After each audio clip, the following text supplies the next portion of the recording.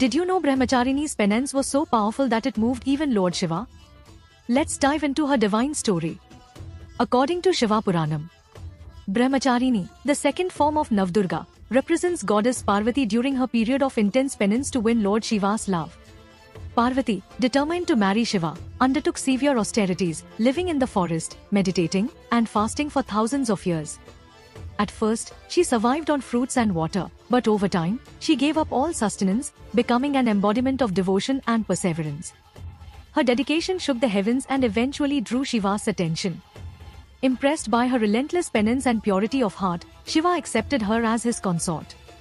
In this form, Brahmacharini is depicted holding a rosary and water pot, symbols of her meditative focus. She is worshipped for strength, patience, and spiritual discipline, inspiring her devotees to face challenges with grace and unwavering dedication. அடுப்பூதும் பெண்களுக்கு படிப்பதற்கு அப்படின்னு ஒரு பழமொழி இருக்குது.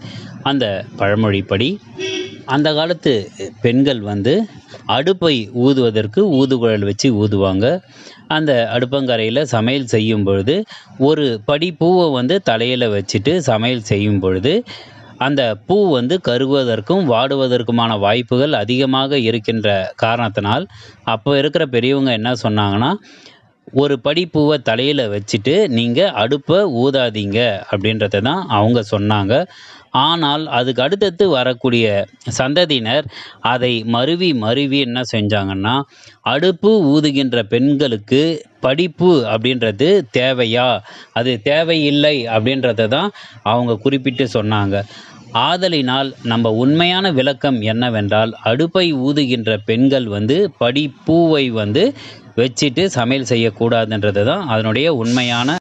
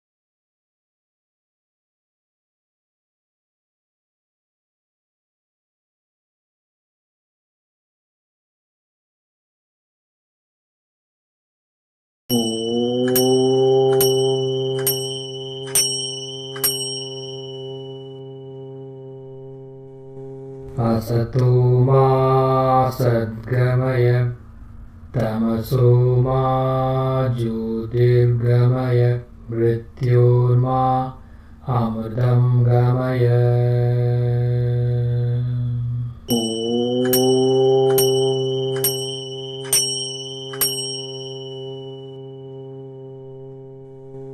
असतो मा सद्गमय तमसो मा ज्योतिर्गमय मृत्योर्मा अमृतं गमय.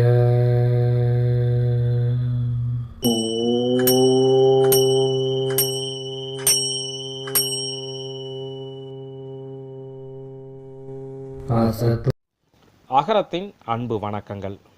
இந்த வீடியோவில் தேவரடியால் என்ற புனிதமானவர்கள் எப்படி நம் சமூகத்தாலும் ஆண் ஆதிக்கத்தாலும் தேவடியால் என இழிவுபடுத்தப்பட்டார்கள் என்பதை தான் பார்க்க போகிறோம்.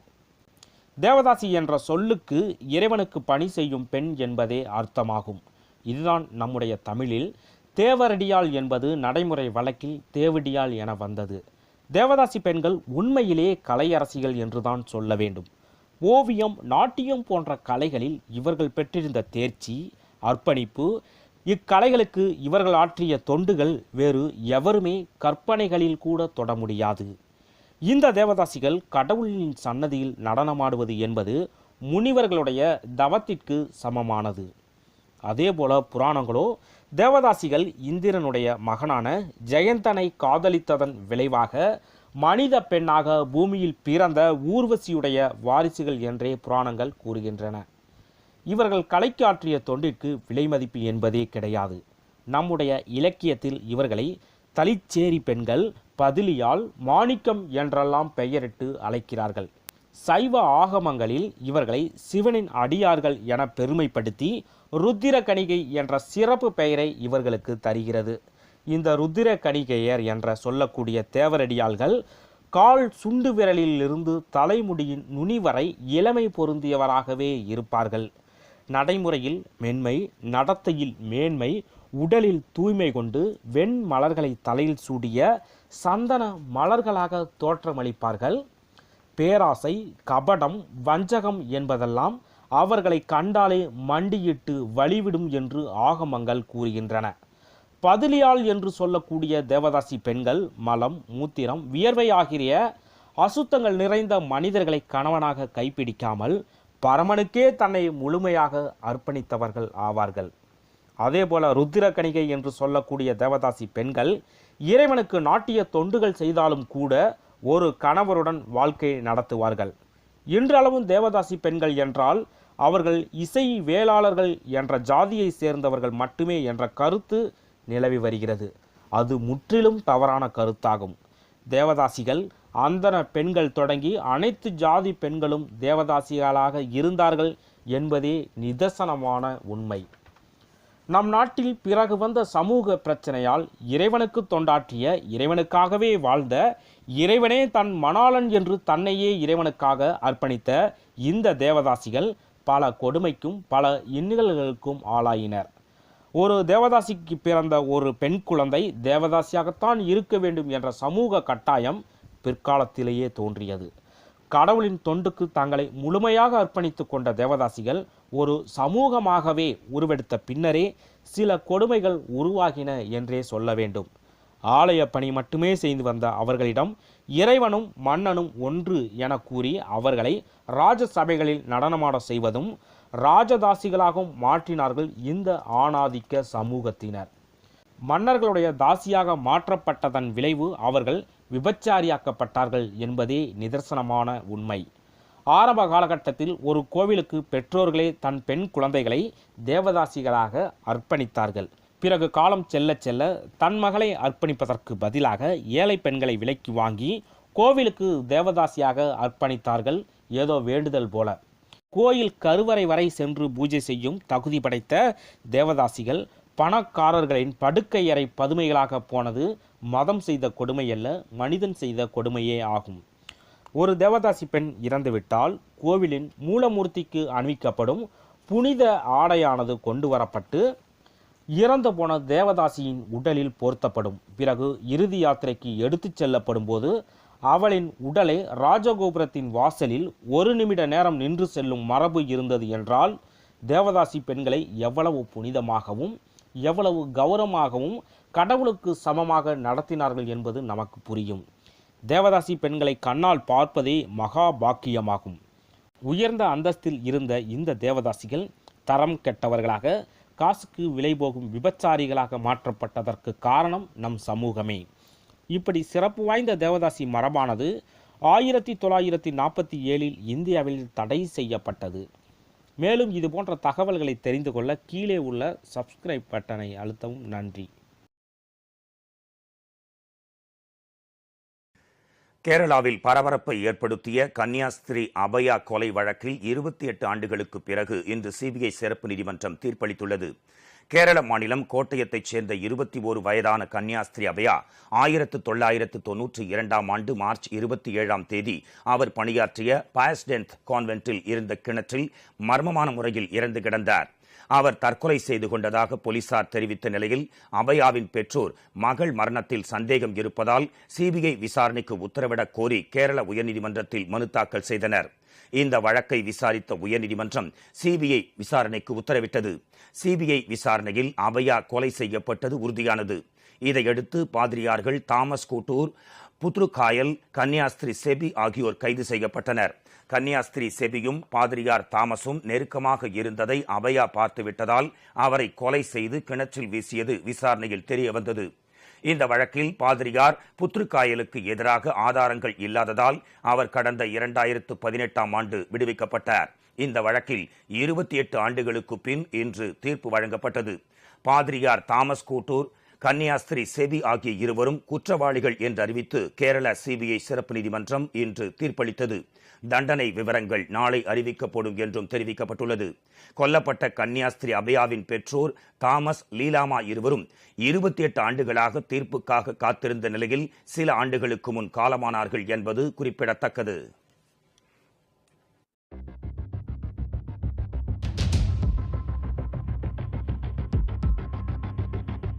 முகம் தெரியாத நபருடன் திருமணம், பாலுறவு, பிறகு விவாகரத்து. இவை எல்லாமே முன்னாள் கணவனை அடைவதற்காக முஸ்லிம் பெண்கள் ஏராளமான பணம் கொடுத்து அனுபவிக்கும் துயரங்கள். அந்த வேதனையை அனுபவிக்க பல முஸ்லிம் பெண்கள் ஹலாலா என்று அழைக்கப்படும் இஸ்லாமிய திருமணத்துக்காக ஏராளமான தொகையை செலவிடுகிறார்கள். இந்த சேவையை வழங்க பல இணையதள சேவை நிறுவனங்கள் அந்த பெண்களிடமிருந்து பெருமளவு கட்டணம் வசூலிக்கின்றன. இது பிபிசி புலனாய்வு மூலம் வெளிப்பட்ட தகவல். அது பற்றிய விவரம் இதோ. ஃபரா, இது அந்த பெண்ணின் உண்மையான பெயர் அல்ல. ஃபரா தனது 20 வயதுகளில் இருக்கும்போது தனது வருங்கால கணவரை சந்தித்தார். அவர் குடும்ப நண்பர் ஒருவரின் மூலம் ஃபராவிற்கு அறிமுகமானார். திருமணத்திற்கு பிறகு அவர்கள் குழந்தை பெற்றுக் கொண்டனர். ஆனால் அப்போதிலிருந்து அவர் தன்னை துன்புறுத்த தொடங்கியதாக ஃபரா தெரிவிக்கிறார். மாதவிலக்கு காலத்தில் பெண்கள் தூய்மை இழக்கிறார்களா? பணம் வேண்டும் என்று முதல் முறையாக அவர் தன்னை துன்புறுத்த தொடங்கியதாக பிபிசியின் ஆசிய சேவையிடம் ஃபரா தெரிவித்துள்ளார். எனது முடியை பிடித்து தரதரவென 2 அறைகளை தாண்டி வெளியே இழுத்து கொண்டு வந்து வீட்டை விட்டு வெளியே துரத்த முயற்சி செய்தார். சில சமயங்களில் அவர் மிகவும் மோசமாக நடந்து கொள்வார். இந்த நிலை மாறும் என ஃபரா நம்பினார். ஆனால் அவர் கணவரின் நடத்தை அதைவிட மோசமாகத்தான் மாறிக்கொண்டிருந்தது. குறுஞ்செய்தியின் வழியாக அவரை விவாகரத்து செய்யும் அளவிற்கு அவரின் நடத்தை மோசமாகியிருந்தது. யார் இந்த அண்டர்டேக்கர்? நான் குழந்தைகளுடன் வீட்டில் இருந்தேன். அவர் எனது அலுவலகத்தில் இருந்தார். எங்களுக்குள் கடும் வாக்குவாதம் ஏற்பட்டதை தொடர்ந்து தலாக் தலாக் தலாக் என்று அவர் குறுஞ்செய்தி அனுப்பினார். இந்த விவாகரத்து முறை பல இஸ்லாமிய நாடுகளில் தடை செய்யப்பட்டுள்ள போதிலும் சில இடங்களில் தொடர்ந்து நடைபெற்று வருகிறது. பிரிட்டனில் இம்முறையின் மூலம் எத்தனை பெண்கள் விவாகரத்து பெற்றுள்ளனர் என்ற தகவல்களை அறிய வாய்ப்பில்லை. சர்ச்சையை கிளப்பும் ஆண்குறி இருக்கை அலைபேசி என்னிடம் இருந்தது. அதை நான் எனது தந்தையிடம் காண்பித்தேன். அவருடனே உனது திருமணம் முறிந்துவிட்டது, நீ அவரிடம் திரும்ப செல்ல முடியாது என்று தெரிவித்தார். என் மனம் சுக்கு நூறாகி போனது. ஆனால் என்னுடைய முன்னாள் கணவருடன் சேர்ந்து வாழ விரும்புகிறேன். ஏனென்றால் அவரை நான் மிகவும் நேசித்தேன். அதேபோல தனது முன்னாள் கணவரும் அவரை விவாகரத்து செய்தது குறித்து வருத்தமடைந்துள்ளதாக அவர் தெரிவித்தார். இதனால் சர்ச்சைக்குரிய ஒரு திருமண முறையான ஹலாலாவை ஃபரா அணுக நேர்ந்தது. இந்த திருமண முறை முஸ்லிம்களில் ஒரு சிறிய குழுவினரால் ஏற்றுக்கொள்ளப்பட்டுள்ளது. அவர்கள் மும்முறை தலாக்கையும் ஏற்றுக்கொள்கிறார்கள். தம்பதிகள் விவாகரத்து செய்து கொண்ட பின்னர் மீண்டும் இணைய விரும்பினால் ஹலாலா முறைதான் ஒரே வழி என்று அவர்கள் நம்பினார்கள். ஹலாலா என்பது விவாகரத்து ஆன ஒரு பெண் முகம் தெரியாத வேறு ஒருவரை திருமணம் செய்து கொண்டு முழுமையாக அவருடன் இணைந்து வாழ்ந்து பின் விவாகரத்து பெறுவது. இவ்வாறு செய்தால் மட்டுமே அவரால் திரும்பவும் முதல் கணவரை திருமணம் செய்து கொள்ள முடியும்.